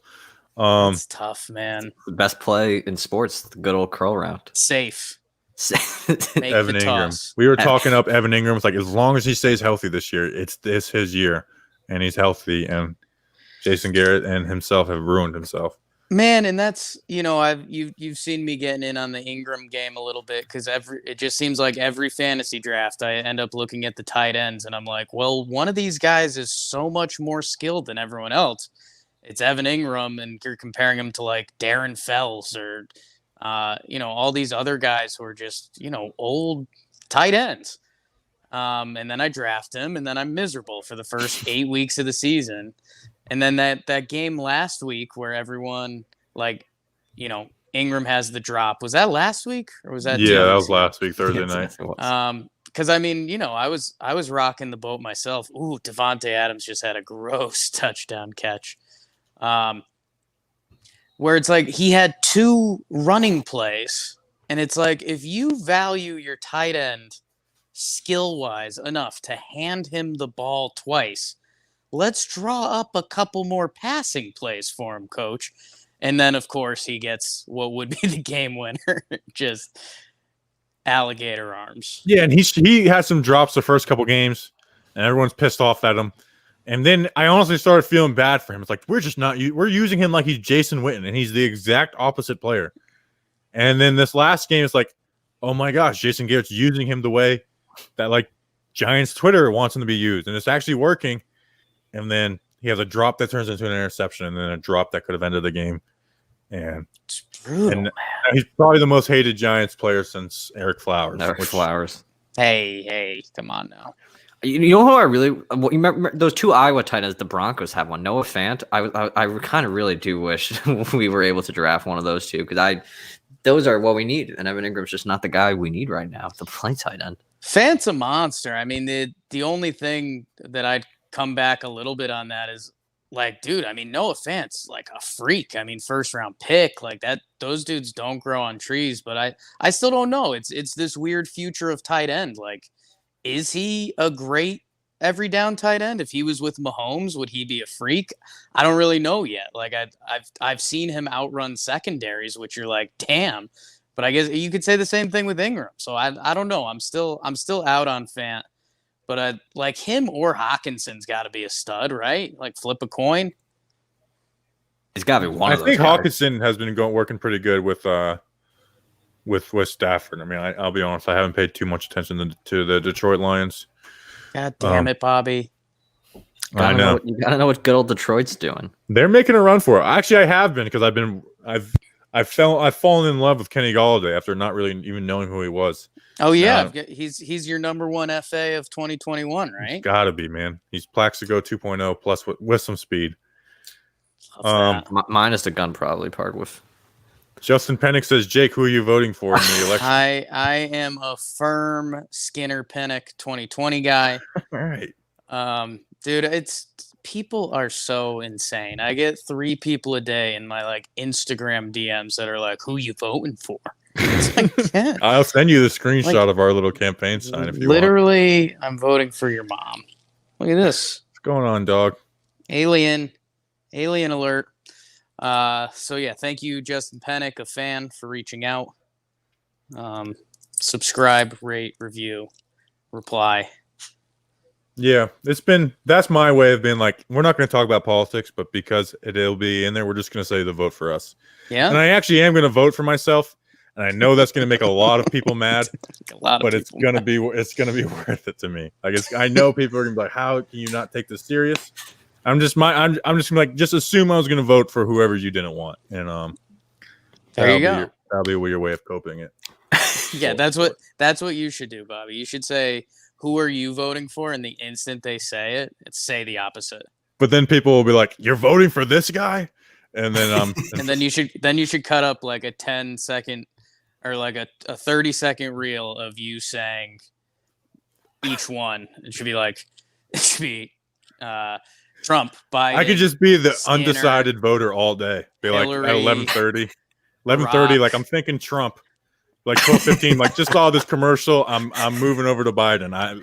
This commercial is damning. And dude, isn't that one of those nuts? Like how the world spins, that these people are spending still millions and like billions of dollars on commercials, and it's like what? Yeah, it's brutal. I don't want to make fun of anybody in the chat, but it's like, have you not really made your mind up at this point? You don't get it by now. You're not going to get it, I don't think. I was thinking about being like, people like, you should take it serious, because I'll get that, and being like, well, it's just one vote, and then being like, well, if everyone thought that way, then nothing would happen. I'm like, no, if everyone thought that way, then I would win, because if everyone took it serious to vote for Bobby Skinner, then I would win. You should hop on. You should hop on NBC and give your campaign speech to people. Let's dive into the Electoral College. No. We got the new show right there. Chase Claypool touchdown. I think I got a couple texts that said that. I got to switch back. I went to Patriots Bills to watch the end of that game. Yeah, I've already got something cooked up. Hold on. I traded Calvin Ridley for Chase. Little Claypool. Sneak peek. Ooh, probably like a 9 o'clock tweet. Oh God. It'd be an ugly couple days. Oh, speaking of ugly couple days, I was, Yes. like I said, I was reading some of the replies to your guys' shirts, and I will say I did love the LA Glue Factory shirt. Like I sent that to Justin. I was like, which one of these shirts would you have thought that I designed? And he immediately pointed to the Glue Factory on that. Well, we not to brag, that was Little Poppy's idea. I love it. There we go. And this is, the little behind the scenes that a couple people are tuning in for, is that because it's like a business and a company now and stuff, and all of the Twitter replies don't know that, but like so the Yankees Rays series, we had to get like shirts ready. So originally it was Bronx Glue Factory for the stable of horses, and like I think that would have been a badass shirt. So we were just like, hey, should we just roll the same thing for the Dodgers? It's like, yeah. But yeah, and then it also stinks. It stinks more when the Yankees lose now, so that's cool. Yeah. You guys really pissed off Houston, because I looked through and it's like Houston, Texas is I was a Facebook administrator for like 2 weeks, like before like you guys even started hiring people. And when the Yankees lost, I saw something. I screenshotted it because it showed up on my phone. Let me see if I can find a message that got me really good. Gosh, where is it? Well, dude, it's absolutely mind-numbing that people, like Houston people, think Jimmy tried to like foil their franchise. And it was literally an Athletic article that he just put a video to. And dude, it's this weird cycle of crazy people where there's Houston, like, bad sports talk radio that are like, oh, this John Boy guy, a conspiracy. All right, I'm going to cover up this guy's name, but I'll show you his Facebook picture. That's him with his beautiful daughter. Sure, nice Very picture. happy family. Yeah. Enjoy another Yankee failure, you worthless sack of shit. Yeah. If Houston went on to win the World Series, you guys, that would have been an experience to see all the comments. Well, again, and that's one of those weird things where we're like, we start planning things out and we're like, oh shoot, should we go to the World Series? Blah, blah, blah. And then someone was like, what's the worst case scenario for this year? And we're like, man, if Houston beat the Yankees in a playoff series, Like, oh my god. Yeah, like- that would have been Yeah, really bad. yeah. Jimmer would have had to go dark for a couple weeks. Yeah. But I don't know. Honestly, the base it kind of worked out perfectly. Like, and again, this is where people get their mind blown because there's no middle area in the world anymore. But it's like, okay, yeah, Houston and these guys, they're still a pretty good baseball team. They cheated, and that fucking sucks. And maybe they wouldn't have a World Series. But it's like, okay, so they were still good. They went far, but they lost. Win, win, win. I don't know. Yeah, I was kind of like I said. Now that I'm in a company that's mostly baseball. Well, I'm not going to tweet real baseball takes and make Football myself look company. dumb. You know. And so mostly my baseball tweets are like, let's see if I could get some people riled up. Sure. It's like I don't ever want to see Clayton Kershaw win a title. People are like, how could you say that? He's like the nicest guy ever. I'm just like, I love the narrative that he's a loser. Like, I just want that narrative to stay going. It's so nuts, man. It's so nuts. I'll say this, man, and I like getting into the stats and seeing some of it. It's tough not to buy in a little bit. Like, after he had a bad start this postseason, and you're like, this dude's just not great in the playoffs. But He's not. he He ended got up bailed out. he ended up having a good playoffs. They get their ring. Good for the Dodgers. They were the best team for the past like 5 years, and they added Mookie Betts. So, And I think the greatest part for Kershaw after winning that World Series, he now gets to go on the Ellen Show. Everyone's Yeah. dream after they win a world Huge. title. Ellen Get Show. bullied. I'm trying once Imagine Ellen just grilling Kershaw. Like, I know you guys won, but you have been historically bad in the playoffs. she like deep dive into analytics. Like, your Wow. ERA plus is 5 points.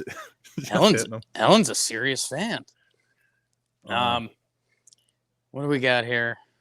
Fourth down, Vikings Packers. Yeah, we'll see. I want to do. Do you guys know the SNL skit? Who's the He's like pretty famous now. He started at SNL. He was the We're the Millers like lead. Sudeikis. Yeah, Jason Sudeikis. Yeah. Sudeikis. They would do this like fake game show. I think Keenan would host it, and they would go to fake commercial every like 5 seconds, and Sudeikis would just be in this jumpsuit, and he'd just be like dancing, and he'd be like, "What's up with that?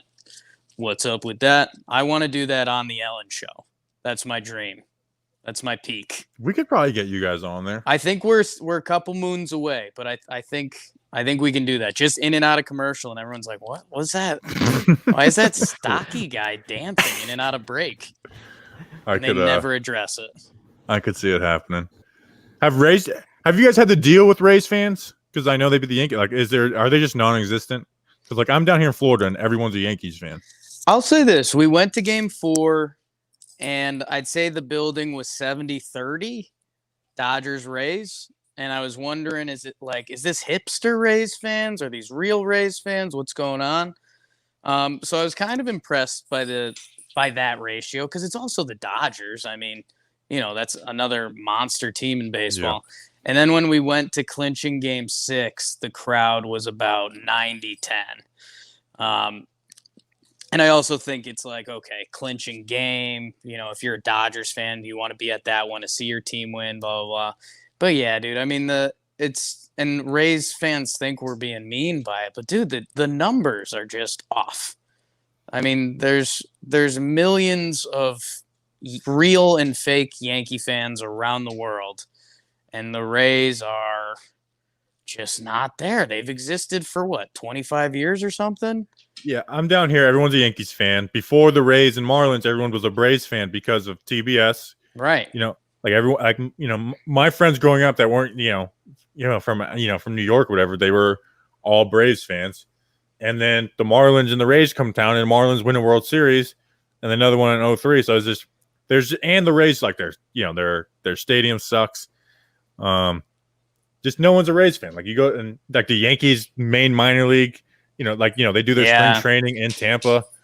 They have that single A team, the Tampa Yankees down there. It's just There's just no room for them. It's like That a was- nicer baseball stadium than theirs. Yeah, that's Right another next- one I hit baseball fans with. Like, I hope the Rays win. I can't deal with all these cocky Tampa fans with the Astros series. Yeah, I mean, if it was going to be Tampa and the Braves, I mean, that stretch there, we might have needed to do Bobby Skinner special report or something and have you drive Tampa to Atlanta, because that is like Braves country. That's like prime TNT Yeah, or TBS, whatever. you get the minor league park in Orlando. They just did I think they have like a new facility, right? The Braves. Yeah, Yeah. we went. Did you there. guys go there for your spring training event? No big deal. Yeah, they the Braves were actually like the coolest ones to us. They like gave us a mini tour, and then they were like, "Yeah, kind of do whatever you want." So that was pretty cool. Yeah. Yeah, I think- brand new facility. It's I right. think I'm going to try and roll up one day this next year. Yeah, obviously I'm not going to try and get in nobody's way, but Get in the way. you know, because That I don't think we're going to. that I don't think we're RV going to looked New like it York was pretty anytime big. soon with the Corona. RV was a good time, man, and it's yeah. I mean, that was like 3 weeks before Corona went full bonkers, or not even 2 weeks. And like me and Jimmy were sharing food and stuff. Not a great. If you go back and you didn't know what it started, I just remember you're canceling the party video, sharing the water. I was like, that's funny. And then looking back, it's like, oh, that'll get a lot of people mad. Not great. Not great. I just remember that's when I had the Zillman radio account. I was like, I'm just gonna fire off Corona joke after Corona joke and see what happens. And where we land. yeah, one person got mad. I was like, if you don't follow this page, like you're gonna get coronavirus. I was like, you're preying on people's fears. I was like, you really think I'm like, I have the authority, the pull with God to be like, they didn't follow. Please, God, give them coronavirus. People are nuts, man. I always my rule to Twitter: picture the craziest person you see in the streets, and they've got a Twitter account. Yeah, And that's that's my niche market. That's where I clean up. YouTube has been a little more fun. YouTube has been a little more like sports radio now that we've been doing YouTube a little more. Numbers aren't great right now, but like we've been an hour and a half. Danny's kind of boring. Thank you. We talk Duke football for like 30 minutes you tell me straight. I'm not the biggest poll you can get. You just keep talking Cutcliffe the whole time. Well, we had a guy who's been one of our biggest supporters. He's a Duke guy, and he came over with Daniel Jones. So he asked if he came on, and I'm obsessed with Duke football, so I just kept on. Big Duke football guy. Yeah, That's the biggest program they offered down there. I almost Duke. went there. I almost went to Duke, Yeah. and but I didn't. 6'8", 345. Like a little less on both those, but yeah. What's going on here with Brad? With who? I've been kind of ignoring the comments. That's my fault. This guy, he's from the future, Coney ASAP. He said, dude named Talking Joke. Got it. The plan worked. He's from the future. He tells us, he's like, hey, this is going to happen in this game. I know you guys don't believe me, but I'm from the future. So he said Daniel Jones is going to have 2 fumbles and an interception tomorrow. So hoping. Wow. All accurate. Aaron Rodgers trying for the late miracle comeback. No timeouts. Aaron Rodgers, I thought they were up. I thought they were winning. Last time I looked, they were winning. Mm-mm. Dalvin Cook's 4 TDs versus. Oh, if you have Dalvin Cook, you're having a day in fantasy. Yeah. Right now. The NFL would be smart to start the 1:00 games at 10-minute intervals. Because they're all finishing at the same time, I like that. At least 5. I guess that might not do anything, but. Yeah. Okay, 37 seconds left.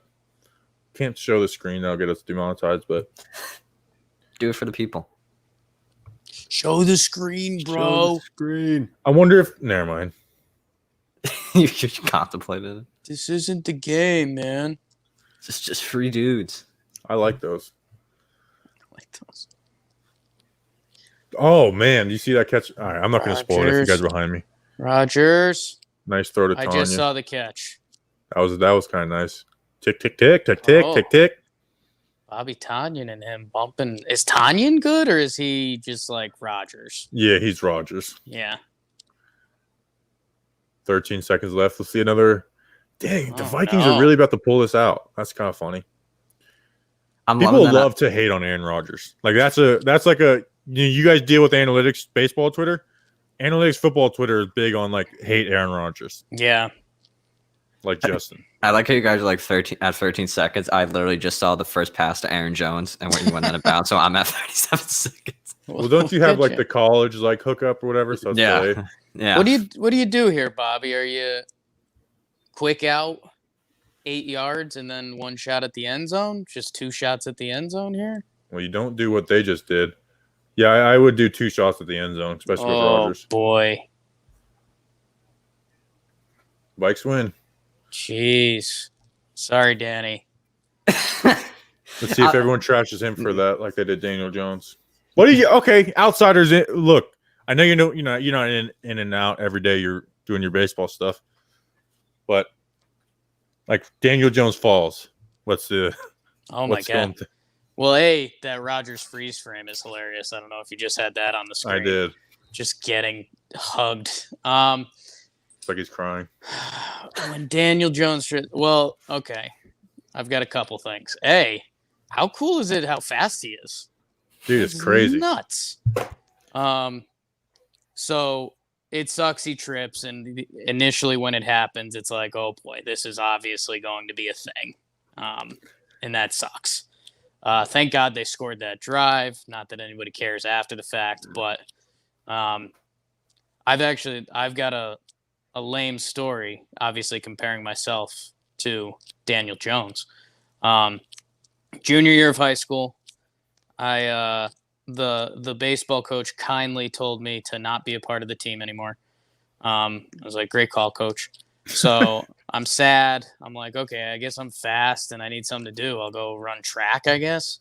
So mopey, chubby Jake goes and runs track, 100 meters, 200 meters. Not great, but, competing.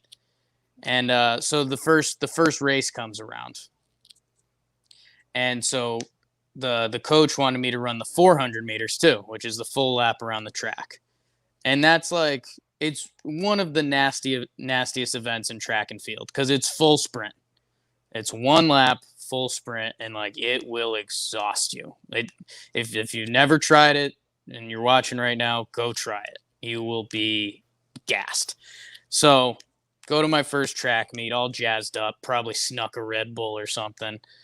And so do the 100, do the 200. I'm not placing or anything. And the coach is like, hey, Jake, go try the 400. So I'm like, yeah, sure. Let's do it. I go in one of the last heats. I mean, I'm with the chubby kids. I'm with the non-athletes. And I get out and I'm cruising. I am cooking. I'm toasting these losers. So I make it about half a lap. So the first 200, cruise control. I'm dominating. I'm a beast. I'm a track superstar. I'm about to get a scholarship. Hit the wall. Coming around the final turn, and it's like, oh boy, I've just got no more kick in the engine. So come around the corner, everybody's catching up to me.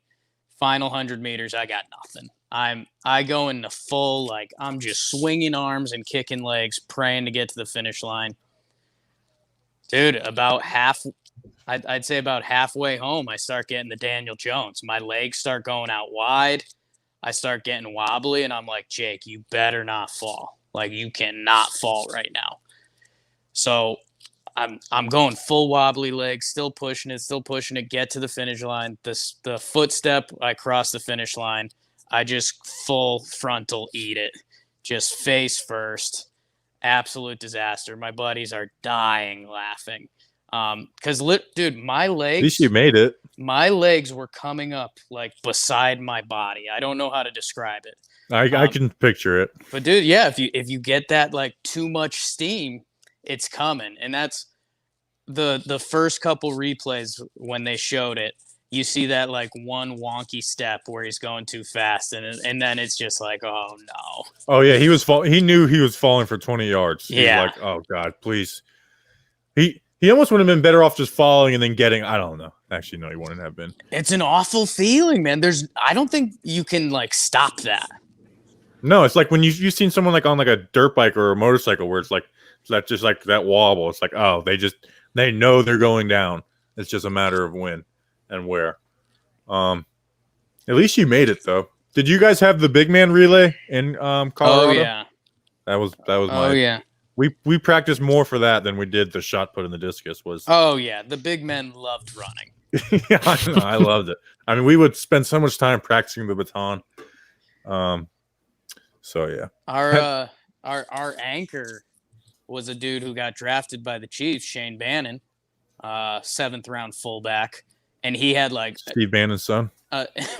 yes, incredible straight line speed. Like he was drafted as a fullback. I mean, 6'2", 270, and just like straight line speed. So it would be like the fat boy races, and it'd be like, oh, look at these guys go. And then he would take it and I think he ran like a 4.6, 4.7. And so then all the other fat boy teams were pretty pissed. They're like, come on. Like that's Oh yeah. We had one school, high school, where it's like they had like these like 2 or 3 like D1 defensive linemen who were probably linebackers in college, but in high school they're D line. Yeah. And it's like they're faster than our sprinters at our small little school. These guys could compete. But it's like we're just going for not last place. How about speaking of not last place, Bobby, how about your Dolphins? Man, I like that coaching staff. I was kind of weirded out. Like I get why they went to Tua, but it's like if you're doing it now, why didn't you do it earlier? But I mean, they're they might make the freaking playoffs. I keep on forgetting that there's 7 playoff teams this year. Like dude, I keep forgetting that too. Like they keep saying the new playoff format, and I'm like, what? Yeah, I think next year they add a game too, because I was so confused. I thought like it was hand in hand, like they add a game, then they add a playoff team. But they're adding the 7th playoff team this year. And we all thought the Giants would be able to take advantage of that spot. And Yeah. look at us now. Everingham doesn't drop a pass. We're first place in the division, which is crazy. Which is crazy to think about.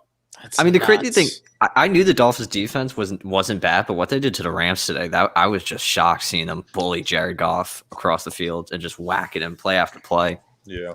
Well, and one of my buddies was talking about the from the gambling side of it. He was like, West Coast team, 1 p.m. game.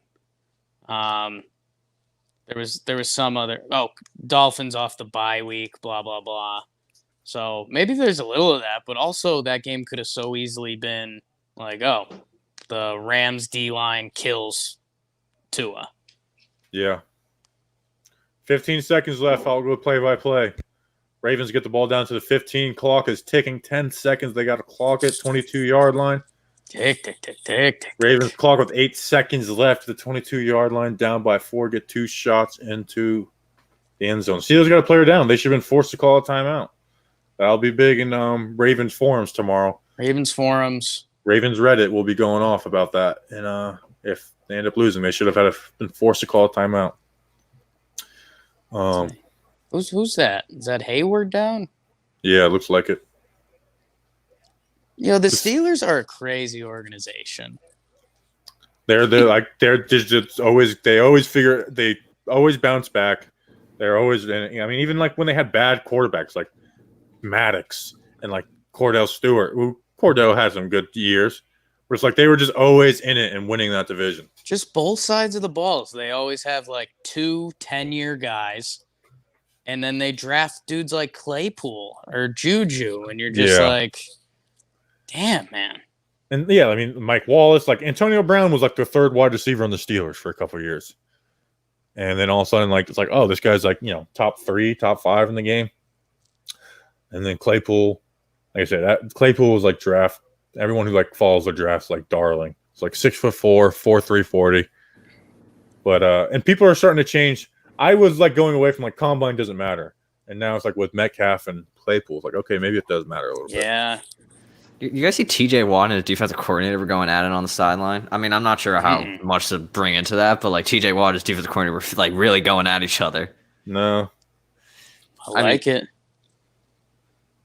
And the Steelers, they just like don't like everyone like, a year or two ago was calling for Tomlin to be fired. And then it's like, oh, is Tomlin coach of the year? They just don't fire coaches. Yeah. Which I guess it works out when, you have Bill Cowher and, Tomlin wins a Super Bowl in his second year. And it's so, I don't know. It's just so dumb. Like, that the Steelers almost made the playoffs with Devlin Hodges and the guy Myles Garrett tried to kill. Rudolph, yeah. The worst Rudolph. quarterbacks, they had the two worst quarterbacks playing in the NFL. They almost made the playoffs. That's nuts, man. Fast Willie Parker. No, he's gone. They're about to be 7-0. 5 seconds left. Yeah, and they have the most championships too. 6. It's pretty nuts. Underrated sports franchise. Yeah. They have the best traveling fans too. Yeah. Like their fans travel like crazy. All right, 5 seconds left, and then we'll end this damn thing. Lamar drops back, throws it into the end zone. Steelers win 7-0. Ravens fall to 5-2. 28-24. Stillers. They might have even lost Cam Hayward for a good amount of time. Oh. Doesn't matter. They just replenish. All right. Jake, thanks for giving us a little bit of your time. Danny. Bobby. Good seeing you guys. Yep. Go Appreciate it. football. Big Giants game tomorrow. Big They Giants. win, they're back in it. How are we feeling? Oh, my dog just threw up. Should we end the stream? That's with how that? we're feeling about the Giants right now. We mentioned the Giants said that. Can you see that? I'll see if I can get Jake to throw up. Noodle. That's how you Alright, end a We stream, mentioned the boys. Giants. We mentioned the Giants, and then it goes down.